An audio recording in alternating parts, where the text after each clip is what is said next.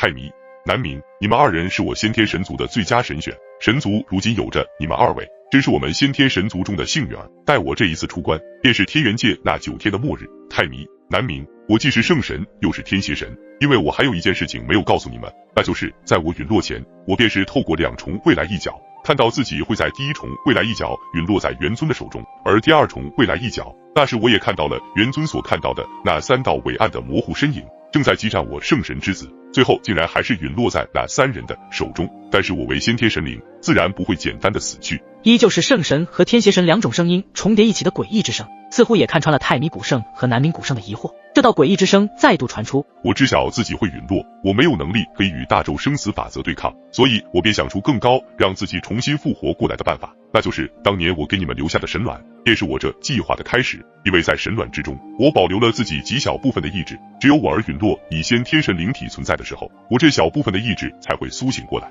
所以我现在是半残先天神灵体的存在，等我进入新天之中后，融合我儿的先天神灵体，我圣神不对，圣神一死。既然你们刚刚也已经将圣族改名为神纪元时期的先天神族，那么我便带领你们走向神纪元时期的辉煌，你们日后称我为先天神。泰弥古圣和南冥古圣听到神卵中所传出来的话语，令得他们2人心中有些震惊，而神卵便是接着往下讲述自己的一个大连贯的计划。先天神，我愿永远跟随于你。说完，泰弥古圣和南冥古圣的联手浮现一抹难以抹去震惊色彩，这简直太不可思议了，让人都无法想象当年的圣神是如何做到的。看来我还没有告诉你们，我们先天神族来历极其神秘，能够在未来看到的某一角，便是能够救助未来的自己开启复活的计划。可以说，有人想要杀我们这些先天神灵，几乎是杀不死的。旋即对着黑色神卵又是一个恭敬的跪拜，因为他们神的智慧实在是太过让人捉摸不透了。我只能和你们说，我们先天神灵不是诞生于第2等级的世界，其他的信息你们日后便是会慢慢知晓。如今最要紧的便是融合我儿的先天神灵体，到时候就是我们先天神族复族的最佳机会。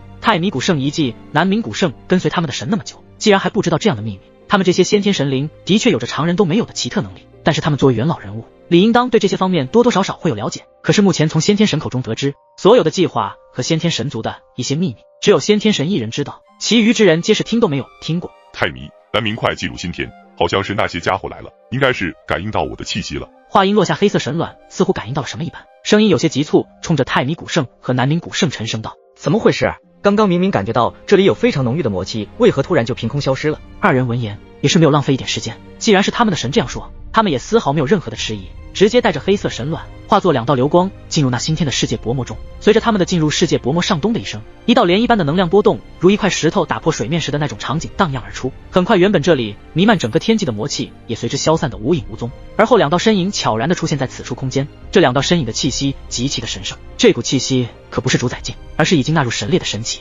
清神，我想他们刚刚应该已经发现我们的气息，不知躲在何处了。其中一道身影打量着四周丝毫没有任何动静的空间，眉头微微皱起。什么？剑神，按照你这么说，难道他们也是神奇？不然怎么可能会感应到我们的神之气息？此时另一道身影望着新天的世界，薄膜心中有一种想法悄然浮现。看来天元界经过了数万年时间的和平，似乎又有着什么邪魔之物进入这个大界中。说话的则是那位叫清神的男子。剑神点点头，他们身为神奇，自然感应之力不会出错。刚刚这里的确有魔气存在，而他就是来自剑王朝，绰号剑瞎子，是当年周元在苍玄天的好友李纯君。他天赋极高，在圣神被元尊抹除数十年后，跨入准神境，尊为剑神。而如今过了数万年的时间，已经成为真正的第3序列神。人类成神已经不只有周元一人而已。随着天元界进入神纪元后，当年这些准神境的新神也渐渐地迈入了第3神之位，实现了满足成神的条件。另一位清神乃是当年周元在苍玄宗时候的大师兄楚清，苍玄天苍玄宗苍玄峰的大弟子，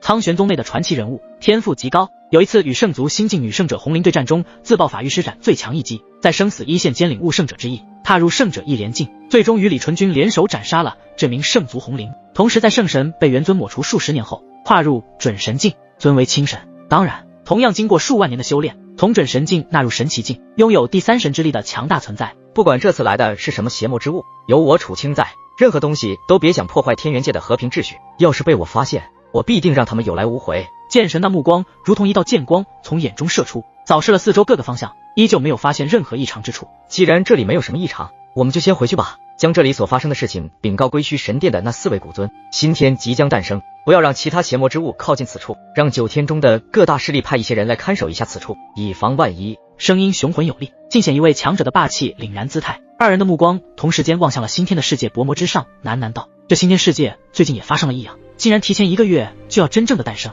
不知道这样的情况是好是坏。剑神身影一个闪现，便是来到了新天的世界薄膜边缘，伸出手掌便是贴在了世界薄膜之上。随后一道来自世界中的那股特殊的强大能量开始极力排挤有其他能量的进入。见到这样的情况，剑神也是放心下来，看来新天还没彻底诞生的话是无法进去的。刚刚那2个小子竟然有着如此超高的感知力和谨慎，看来这数万年的天元界中果然培养出了诸多第3序列神。青神也是一个非常谨慎的人，既然已经有所感应到魔气，自然不会觉得说这是一种错觉。旋即二人便是化作2道看不见的疾风离开了此处。待剑神和青神离开之后，这里便是响起了一道阴森的声音：第3神而已，待本神融合我儿的先天神灵体，那么其实力将会恢复到巅峰状态。当然第2神的力量也不是我想要的，我所觊觎的乃是祖龙那等第1神的序列之力，问鼎世界之巅，成为这方世界之主。无神，当年祖龙已经化万物，如今这些该死的人都个个成神，想必要将他们击杀是一件非常难的事情。一道圣神和一道天邪神的声音相互重叠，一圣一邪，十分的诡异。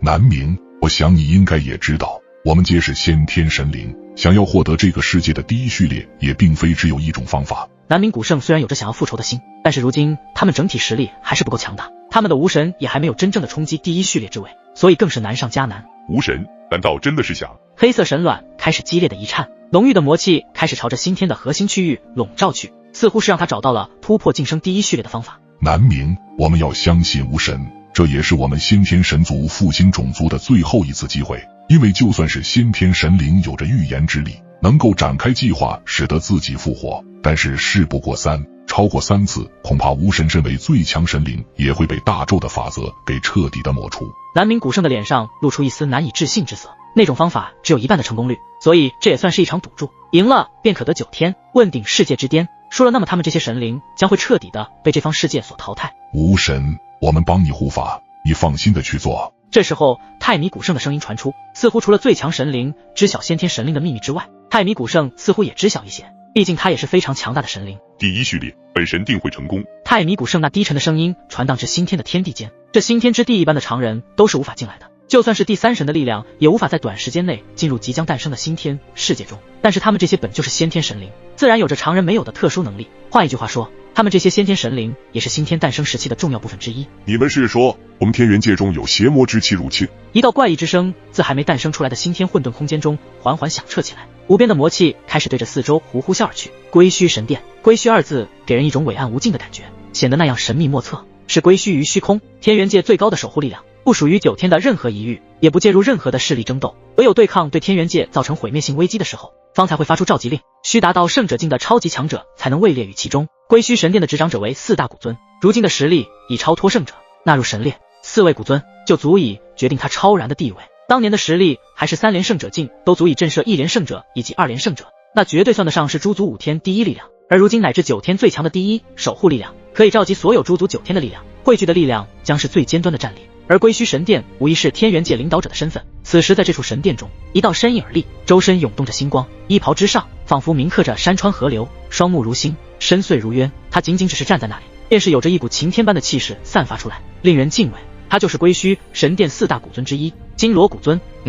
而且这股气息似乎有些与当年的圣神有些相似，还是一样令人厌恶的气息。金罗古尊袖袍一挥，对着自己眼前的2道身影惊声道，而金罗古尊眼前的2道身影则是剑神李纯君、青神楚清。看来难道是圣族那些余党当年还没有彻底的被处理干净吗？剑神和青神喃喃道，小子，看来你在火道领域有着超越常人的变态天赋啊，竟然能够承受火神本源的这等淬炼。本以为你只能最多坚持10天半个月，现在看来你的潜力还没有真正的被激发出来。虽然如今的天元界底蕴极强，但是一听到圣族2字，依旧有着与当年一样的震撼人心。因为圣族带给他们这些巅峰超级强者太多的绝望与物力与无力，但是为了以防万一，金罗古尊在接下来的几日时间里，还是对9天中各大势力放出消息，加强防御之心，特别在新天附近多派出法域境的强者看守，如有异常的地方立马汇报。过了将近1个月的时间，距离那新天诞生的日子还剩1天。万火神域，这里铺天盖地的火神本源不断地充斥着一位瘦削男子的身躯之上，霸道无比的火焰甚至把空间都燃烧焚尽了一般，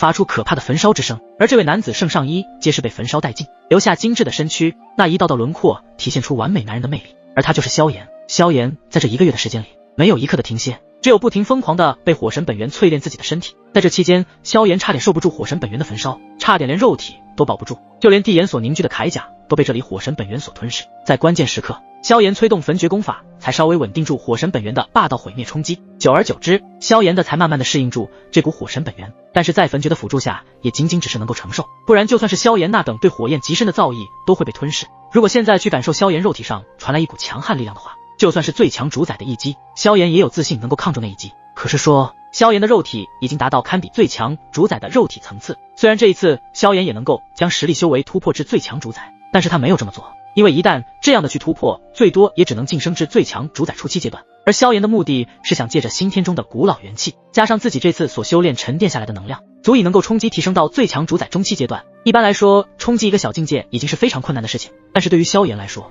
冲击一个小境界太过缓慢。既然自己有着超乎常人的实力天赋，那么既然会去冲击2个小境界，自由够变得足够强大，他会拥有着在大宙中说话的权利。实力为尊，正是每一个强者深刻的被烙在心中的变强之道。萧炎身上的绚丽之火疯狂的涌动，最后绕着身躯一圈后，化作一道绚丽火莲出现在掌心上。经过火神本源的淬炼，这火莲的周身上披上了一层神秘的光辉。虽然没有达到与神火同等的高度，可是在其他火焰来看，帝炎便是最强的火焰，散发出来的火属性能量正是帝炎之威。萧炎双眼迸发出一道光芒，感受着火莲之上的威力，欣慰的一笑，这比起之前更是强大的不少。我在万火神域淬炼肉体已经过了将近1月的时间，是时候出去了。萧炎从那戒之中重新拿出了一套新的黑袍穿在了身上，看到萧炎那坚毅不屈的脸庞，那位白发老人再次出现在万火神域中，对着萧炎满意的一笑。当年有一位最强主宰巅峰实力的强者，想要在万火神域中淬炼自身的肉体，一不小心都被重创火神本源所吞噬，直接陨落在了这里。而且以你如今的肉体力量，可以不用世界之力也可以对抗比你强大的对手。听着白发老人这么一说，萧炎直接是一惊，自己在这里被淬炼1个月之久的火神本源，竟然吞噬了一位最强主宰巅峰的强者。望着萧炎那不敢置信的面容变化，白发老人似笑非笑道：所以你的这种变态天赋，可比那些比你修为强大的强者还要恐怖。等你这次突破的修为晋升最强主宰后，我便把幻虚神技教于你。小子，勇往直前，你的未来成就深不可测呀。白发老人又补充了一句道。萧炎也不否认，因为他的确在自己的肉体上感受到一股比起之前更强悍无比肉体之力。多谢了。萧炎看着眼前这位慈祥的白发老人，也是拱了拱手。虽然他是幻虚神火凝聚成人形的模样，但是却拥有着与人类差不多的独立思想，这就是神性。每一道神火都有神性。这3位就指之前在纪元遗迹中爆发出惊人的战斗力，以大主宰巅峰的实力越级挑战最强主宰后期以及巅峰的存在。想必你们也知道天人界的幽阴主吧，他可是货真价实的10大最强巅峰主宰之一的强者，但是却是被他们其中一人给击败了，且账上逃离。萧炎也没有想到自己竟然受到白发老人这么多的夸赞，不是白发老人拍马屁，而是萧炎给他的感觉就是实打实的描述。旋即，萧炎也没有在万火神域多留片刻，让灵石回到了自己的身上。萧炎也回到了现实当中，有着这次的淬炼，又让自己的实力提升了一个高度，就算遇到天元界的那些天子骄子，也不会出现对抗不过的现象了。当然在这1个月之中，不仅萧炎的实力晋级不少，就连灵动也是有着郁郁突破的迹象。可能灵动的想法和萧炎一样，想要借着这次进入新天中，再提升突破到最强主宰。最强主宰乃是主宰境中的最后一个小境界，当然每一个小境界之间的差距都是天与地的距离，就算是数十位大主宰巅峰的强者对战一名最强主宰，都是极为的忌惮。这就是来自最强主宰的强大力量。而灵动也将时间祖符中的时间之力修炼了一方，对于时间这股奇特力量的掌控也是加深了许多，所以这也是灵动的强大底牌之一。要知道，时间之力的可怕之处就在于能够禁锢一处区域的时间，要是被这股奇特力量给禁锢，一般都是无解。另一边的沐尘虽然没有和萧炎灵动这般能够冲击最强主宰的资格，但是在这1个月的时间里，对于太初世界体中的力量熟练程度也是达到了更高的全新高度。那股太初的力量可不输帝炎和祖符的力量。这一次的新天诞生，9天中的所有强者都是虎视眈眈，而且距离也就1天的时间，很多天之骄子已经准备就绪了。血海域的一处山峰之巅，这里站立一道身影，从这身影上所散发出来的气息波动，竟然已经达到准神的层次，而他就是血海域的域主血海大尊。血海大尊望着新天诞生的遥远区域，他隐隐感到这一次会有什么事情发生，而且这种感觉极为的不安。不止血海大尊，就连其他域主都是有着同样强烈的感觉，似乎要变天了一般。之前便是收到归墟神殿的信息，天元界中有着邪魔之气的出现。可是在收到这信息的第一时间，9天所有的各大势力便是派出诸多法域境的强者，几乎将整个天元界都探查了一遍，都没有发下什么邪魔之气。这1个月非常的平静，没有发生任何的事情，就连星天附近也没有再次什么邪魔之气，这让的众人极为的疑惑。因为剑神和清神的感知不会有错的，毕竟他们乃是一方神奇，所以在神感之下不可能有着错觉。自那次之后就没有出现过任何的异常，但是随着星天的即将诞生，所有强者的目标又是放在了这上面，对于邪魔之气又是抛到了脑后。对于他们而言，星天世界中的古老元气才是他们这些强者修炼的最佳资源。不管是谁，只要进入星天之中，就算是天赋一般的修炼者，也会有着比平常增加数倍的提升速度，而且还可以在星天中霸占自己新的地盘，创立自己的强大势力。此时在星天附近的地方已经集结非常多的强者，远远看去简直就是人山人海，非常之壮观。其中有不少元婴境强者齐齐出现，看来也想进去喝点汤。除此之外，还有法域境强者以及圣者境的超级强者，他们皆是为了这一次的星天诞生而来，这算是对于他们的一种提升修为的最好时机，也是数万年难在的机会。随着时间的流逝而去，这里的人数越来越多，几乎9天中的元婴境强者几乎都来到场。看来境界越低的修炼者对于星天中那古老元气的渴望更是多一分。距离星天诞生的时间不到半日，所以越往后，天元界的法域境和圣者境出现的强者更是比之前多了很多。天元界之大，超乎想象，所以那些顶尖强者比起千元界更是数不胜数。除了神奇没有来之外，一些准神境实力的强者也纷纷冒了出来。这些准神境实力的强者平时基本不会出现，这一次的出现是因为借助星天诞生中的力量，让自己突破至更高的境界。他们需要的是神元之气。神元之气与世界之气不同，世界之气乃是一个世界的意志本源，如获得世界意志的力量，那么就可以召唤苍穹榜，在其上刻下完整的姓名，成就主宰。而神元之气乃是超越世界意志的另一种更高级的力量，这股力量便是神之力量。神元之气乃是修炼神之力量的本源，神元之气的本源只有神纪元世界中才会诞生出来，所以第一等级和第二等级的天元界中有神元之气的本源外，其余世界中几乎是不会出现这等高级的力量。由于天元界进入神纪元才数万年的时间，在这个时间里，神元之气的本源也是偏稀少的。如今有星天的诞生，而这种机会无疑是对准神以及3连圣者境巅峰的顶尖强者都有着巨大的帮助和资源。在最后的几个时辰里，混元天9大域中的前3都已经出现，紫霄域、武神域以及天渊域，还有上一届排名第一的万祖域。随着这些天元界顶尖势力的出现，所有人都是露出一种敬畏的目光，因为他们乃是天元界中都排进前5战力的巅峰势力。紫霄域混元天9域排名第3，其域主是紫霄大尊，是9域中唯一一位女性，如今实力已达准神境。而紫霄大尊虽为准神境的实力，可是这还不算最强的，其中最强的是年轻一辈领守者，名叫苏佑威，也就是数万年前6尊之神中的紫霄女神。而这次星天的诞生，紫霄女神没有出现，是因为她已经离开了天元界，前往了界外之宙修炼。在紫霄域一旁的是混元天9域票面第2的武神域，9域中实力名列前茅的一域，其域主武神大尊以肉身成神，战斗之力凶悍惊天，同样冲3连圣者境，迈入准神境。当然6尊之神之中也有武神域中的一位年轻女子，名叫武瑶。武神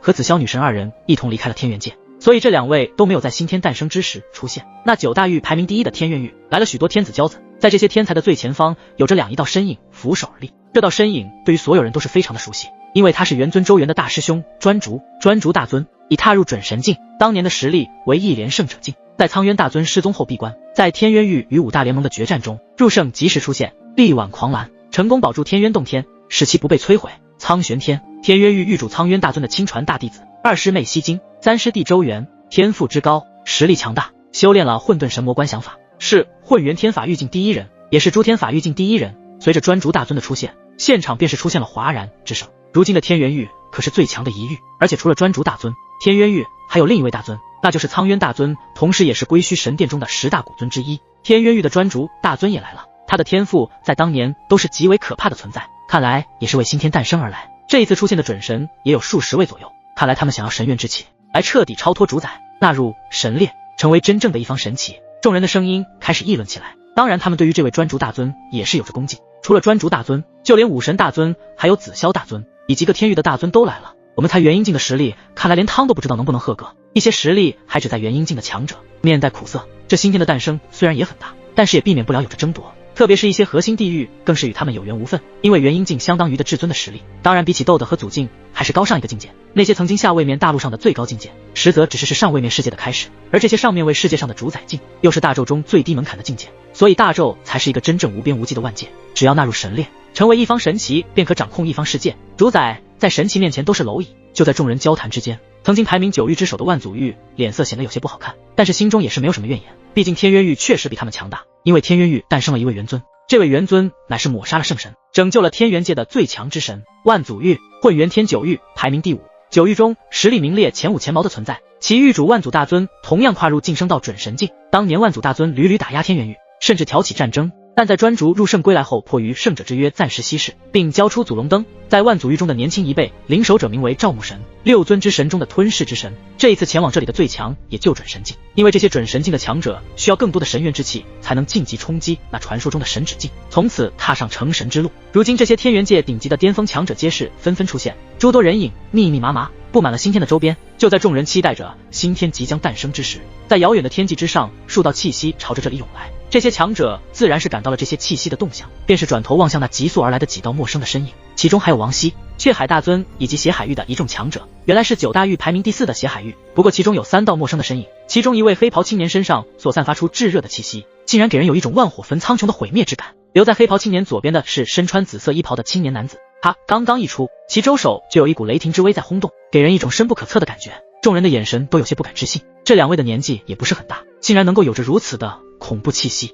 不过看那陌生的脸庞，诸多强者心中也在暗想着，这些人应该不是天元界的人吧。在众人的目光在萧炎和灵动身上打量了一番后，最后看向了金色衣袍的俊美男子。这位男子的年轻比起前2位更是年轻了一些，望着他那双深邃的眼眸，一股非常原始力量的波动悄然在他们身上出现。这股力量就连一些圣者境的超级强者都是微微震惊，这3位是谁？为何从他们身上感觉到了一股危险的气息？不过看他们的实力，也才大主宰巅峰而已。此时数位圣者境的超级强者面面相觑，什么时候天元界出现了这么厉害的人物了？除了圣者境的超级强者露出一丝震惊之外，也引起了这里准神强者的目光扫视。随着准神境强者的目光投来，萧炎、灵动、沐尘3人并没有惊慌，而是拱手对着这里的天元界强者礼貌的微笑道：“我们来自下等级世界的修炼者。”萧炎、灵动、沐尘，他们的名字，天元界的诸多强者表示并没有听说过，但是知晓了他们3位皆是来自下等级世界的修炼者。但是为何会出现在天元界呢？就在众人疑惑间，一道爽朗的笑声传遍整个这片天地。这道笑声正是血海大尊。此时他望着其他大尊微笑道：“